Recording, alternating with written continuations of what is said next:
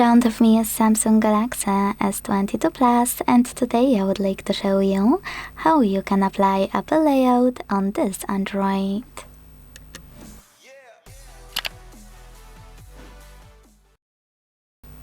Begin by opening Play Store and downloading free app called LauncherOS from Launcher Studio Developer.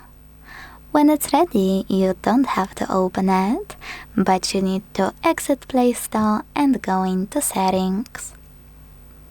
Scroll to hit Apps section available here.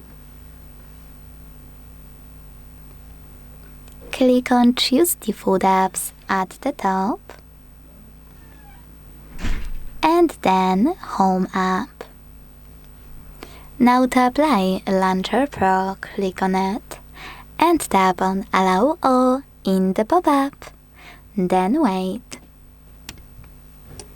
As you can see, after a few seconds, my launcher was successfully applied.